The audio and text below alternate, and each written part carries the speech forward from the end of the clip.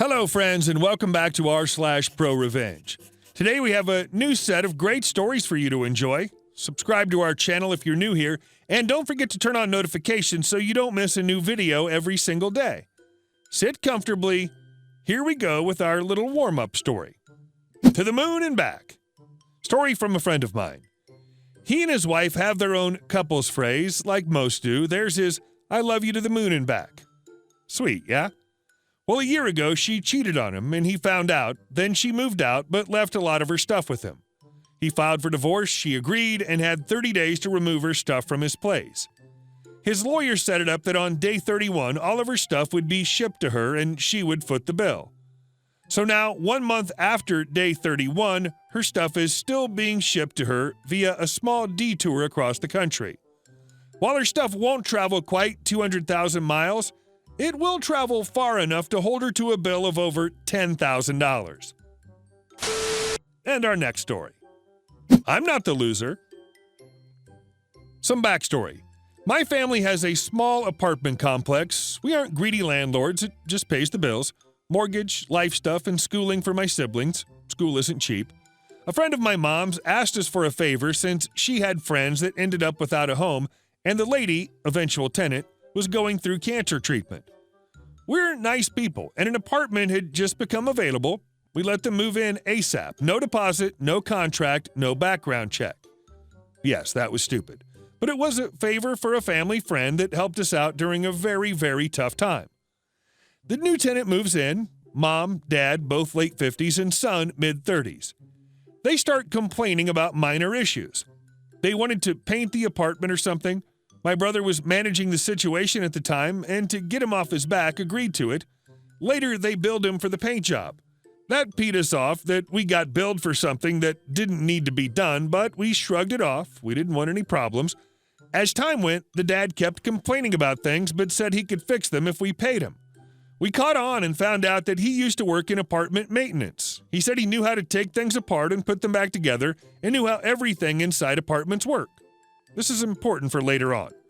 After a few months of them living there, they call saying the heater isn't working. They wanted us to give them money to fix it. We tell them we're sending a repair guy. They try to insist they'll do it. We send repair guy. Repair guy says we need to install a completely new heater and that the tenants blew some of the electrical stuff in the apartment. He made the tenants sign a paper saying they were at fault for the electrical issue and that everything was working after the repair guy fixed everything. We were PO'd at this point, and it cost us about $2,000, but couldn't do anything as we had no contract with them and felt bad for the lady who had cancer. Fast forward about 8 months, and the tenants have stopped paying rent. We let 1 month pass. They promised they'd have money soon. 2 months, same thing. 3 months, still nothing. At this point, my brother can't deal with them anymore, and my mom asks me to evict them. I send a 3-day notice hoping they realize we're serious and they have to pay or leave. The dad calls me, yelling and screaming, saying he isn't paying anything and that we owe him money. He goes on to say that he won't pay or leave until a sheriff shows up at their door and tells them to leave. This is my first personal interaction with them. My mom and brother complained about them being very unpleasant and extremely rude people with a touch of righteousness about themselves. They don't move out. I file a lawsuit. They respond with the help of a court-appointed attorney for low-income people. I feel crappy about doing this to them, but they left us no choice. They ask for a jury trial and claim the apartment was unlivable, so they shouldn't have to pay rent. Talk to some lawyers, find out it's a tactic to stay longer without paying rent. Meanwhile, tenants call to let me know there's a leaky shower faucet, send a plumber to repair it. He repairs it, shows them it's working, leaves. Next day, they call again saying it's broken again. Call plumber. He's both shocked and embarrassed, can't figure out why it broke again. This time, I go with him to make a point that I saw it get fixed. Plumber fixes it at no charge.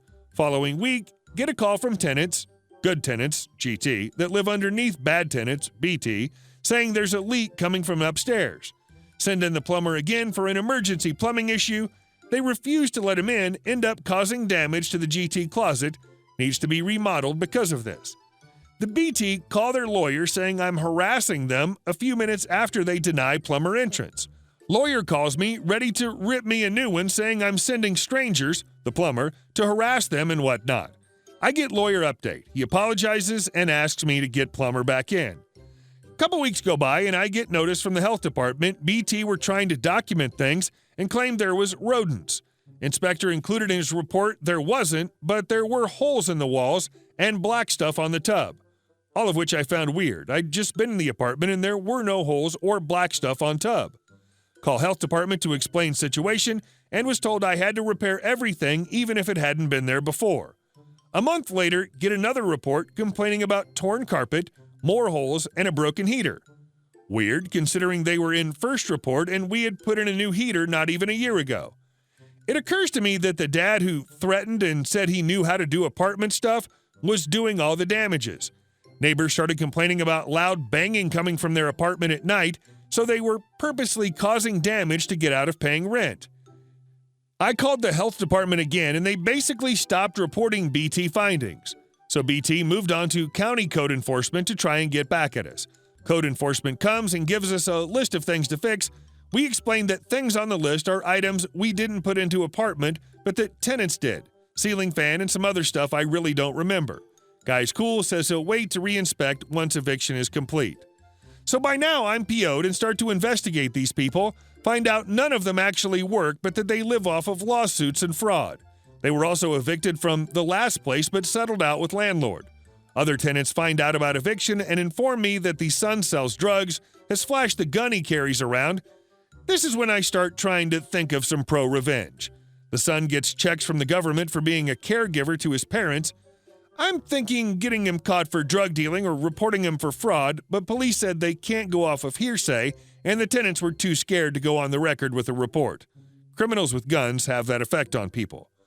So I'm going over the lawsuit and responses and notice that their attorney didn't actually represent them all, even though he kept putting at all.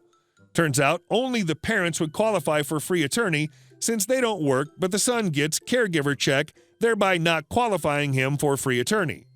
They thought I wouldn't notice this little detail, so I pretended not to notice. I told their lawyer that I agreed to their settlement, free rent for the next month, and no back rent owed. This dragged on so long that we're talking about 9 months of rent, over $10K. Show up to court just to double check. I asked the lawyer who she represents. Firm sent from different lawyer than the original, fresh face, brand new attorney. I was correct. Only 2 of the 3 tenants were represented. Sign the settlement, get my copy. Tenants ask their lawyers if they could leave since they had my signature. They leave. So now there are no tenants and only the lawyer that represents 2 of them. Go up before the judge, tell them we reached a settlement. I interrupt and tell him I would like summary judgment against the tenant who didn't respond. Lawyer is new, looks flustered, but says nothing. Judge grants me summary judgment against the one tenant with fees and everything, eviction on his record.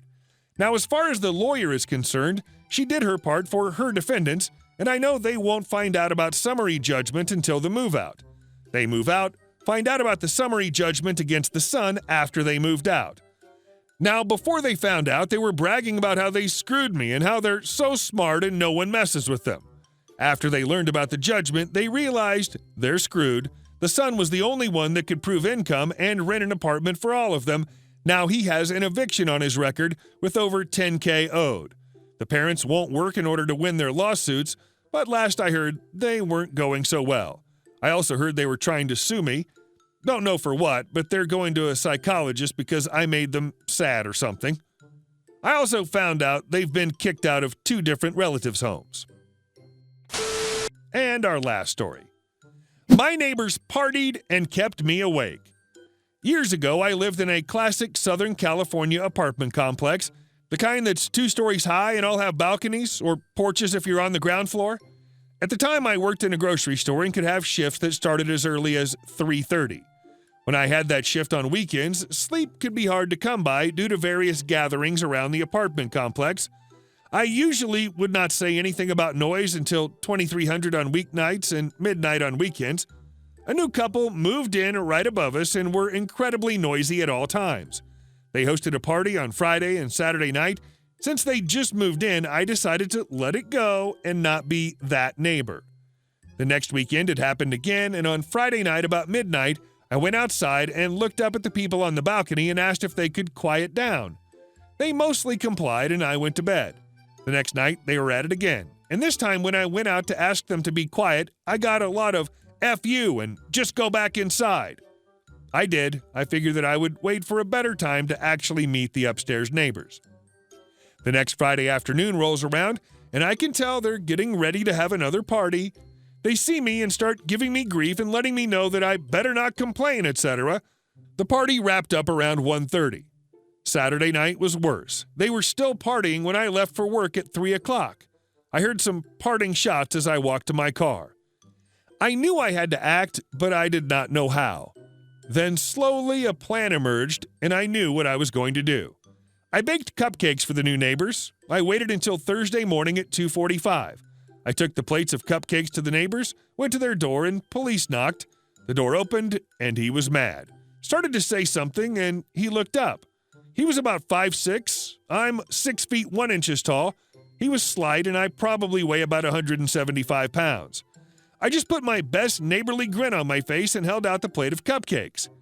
He regained some composure and started to angrily ask me what I was doing. Then he said my favorite line, "Do you know what time it is? I have to get up for work in a few hours. F, you're rude." Once again, I held out the cupcakes and said, "I'm so sorry. I just figured that you're always up at that time since I see you every weekend." It was then that it clicked in his feeble mind what I was getting at. He accepted the cupcakes. I fully thought that I would have to do this again, but he seemed to have learned his lesson. After that, most parties wrapped up by 12:30. This is perfect. You got your point across, but you gave them cupcakes, so they can't really say you're an a-hole. Hey guys, thank you all for watching the video, and I'll see you in the next one.